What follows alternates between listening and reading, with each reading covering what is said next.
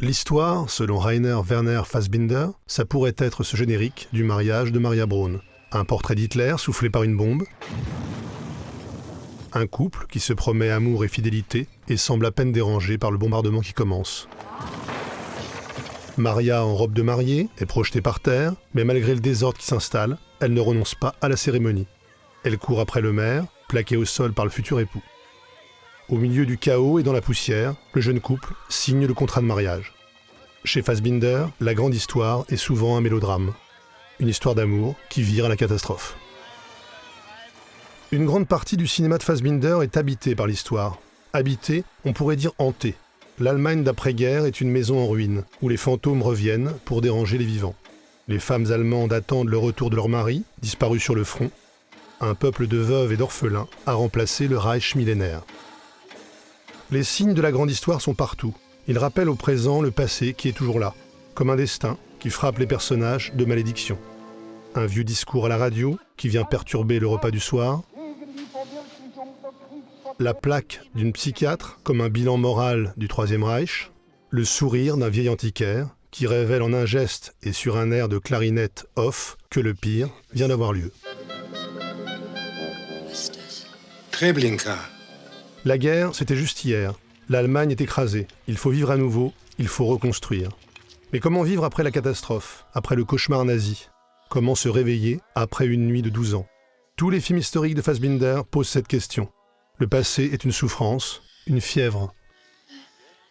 On s'enfonce dans la nuit nazie, comme le couple de Lili Marlène, qui découvre Munich sous la pluie, le lendemain de la nuit de cristal.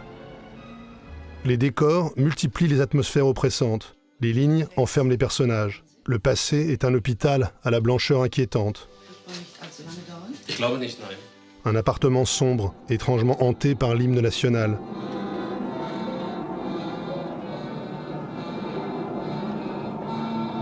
Une maison de stars à l'abandon, comme un bunker inhabité depuis la fin du Reich. Un cabinet médical effrayant où le médecin plus malade que ses patients se pique pour échapper à son passé nazi.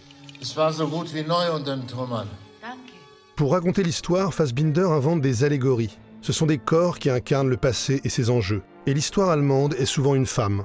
Elle s'appelle Willi, chanteuse de cabaret, Veronika Voss, star déchue du cinéma nazi, Lola, une autre chanteuse de music-hall, Effibriste, femme au foyer dans l'Allemagne du 19e siècle, ou Maria Braun, sans nouvelles de son mari, dans la RFA des années 50.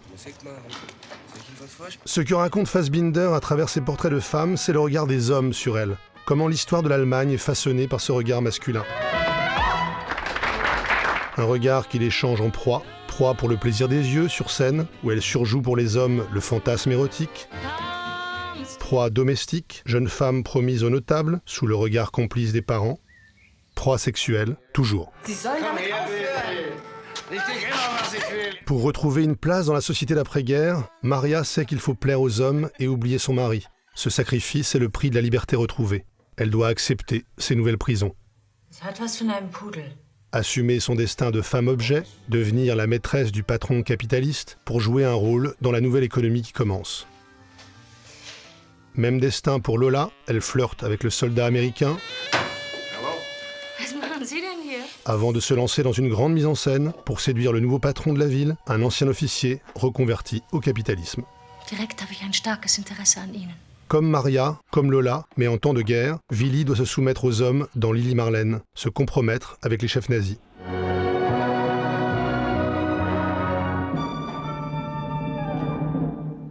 Contre son gré, le régime transforme sa chanson d'amour en hymne pour la victoire et la guerre. Il y a beaucoup d'images de spectacles dans le cinéma de Fassbinder. Des décors surexposés, écrasés par la lumière des spots. Comme si le passé était avant tout un son et lumière. Willi est prise malgré elle dans la toile d'araignée nazie. Dans un autre contexte, après la guerre, Maria n'a pas d'autre choix qu'entrer dans l'ère américaine.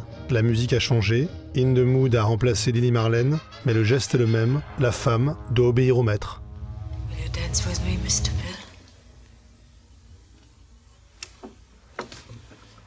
Fassbinder n'oppose pas les deux époques, la dictature nazie et la démocratie à l'américaine. Il en raconte plutôt le raccord impossible, Comment l'on passe de la musique militaire au jazz américain? Est-ce qu'une étreinte suffit?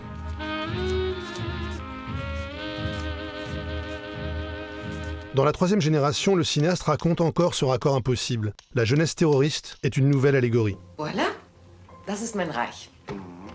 Ohne Volk und ohne Führer? Oh ja, ohne Führer. Nicht für heute und nicht für morgen. D'abord, la leçon d'histoire révolutionnaire, Typisch. Zuerst wollen sie die große Revolution, dann bekommen sie aber Angst, weil auf der anderen Seite ihre bürgerlichen Werte in Gefahr sind. Was sind denn Ihrer Meinung nach die typischen Werte des Bürgertums? Sicherung ihres Besitzstandes, Ruhe und Ordnung im Lande, Treue der Obrigkeit gegenüber, Zuverlässigkeit und Strebsamkeit. Aber ist es nicht so, dass diese Haltung des Bürgertums doch letztlich direkt zum Dritten Reich geführt hat? ensuite la préparation de l'attentat, on se maquille, on apprend son rôle, encore du théâtre, encore du spectacle. Ich heiße David Grünbaum. Enfin, l'attaque terroriste, l'histoire et sa violence reviennent comme une farce funèbre. L'Allemagne des années 70, dans l'œil de Fassbinder, c'est ce trio terroriste de carnaval qui se retourne vers l'homme d'affaires implorant leur pitié. La morale de l'histoire est dans l'échange de regards, le temps est suspendu avant les coups de feu.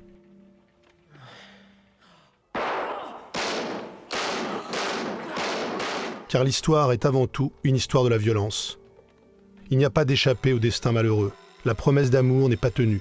Enfermée dans sa chambre, Véronica achève son agonie.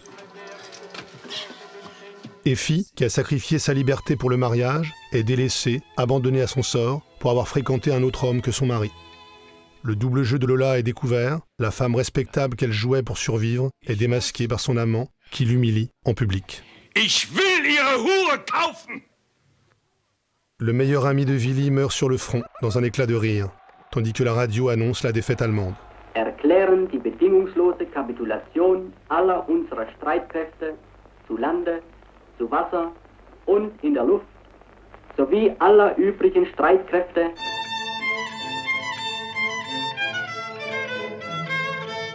Quand la chanson d'amour devient un hymne guerrier, ne reste de l'histoire qu'un show, un montage fou, entre le chaos sur le front, la mort des hommes et la scène qui éclaire et célèbre la diva.